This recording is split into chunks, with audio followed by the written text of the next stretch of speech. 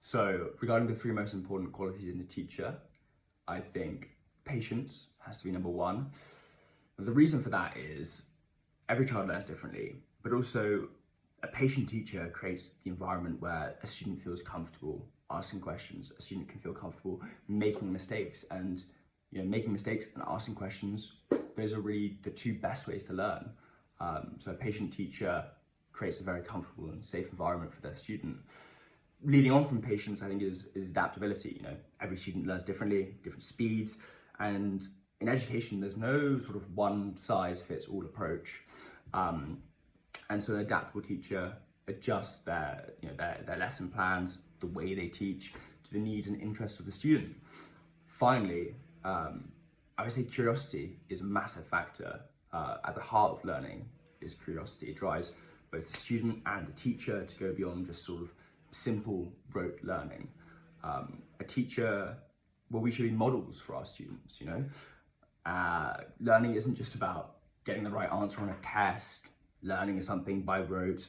It's about understanding the why behind the things. Curiosity from both student and teacher keeps lessons engaging. It also models to the student how to think critically. And fundamentally, that's what education is about. That's what learning is about. It's not just about memorizing facts and figures. Going on to the best experiences I've had in teaching, and then also I'll tell you something fascinating about my subject. So really two experiences come to mind. I think the first would be, I had a student who had OCD and ASD. He was struggling badly in his ancient history A-level. And yeah, he was on the verge of failing, but we worked together for 2 months, and we really focused on breaking down his essays, looking at the feedback that he'd received from teachers online. And by the end, he was consistently achieving full marks, and it was really lovely to see that he stopped believing himself to be just stupid and that he was unable to do this ancient history A-level, and just realized that, okay, he actually really needed the tools. He needs to understand what makes an effective essay. He wasn't stupid. In fact, he was probably one of the brightest boys I've ever met or taught. The second was with a homeschool student who she had 4 different tutors, including myself, and her parents told me that whenever she learned that I was, to be the next one teaching her, she wouldn't, like she normally would, put up resistance, and instead she would actually just run up straight up to her classroom, and quite often I would come in and she'd already be sat behind the desk, which was quite unknown for her.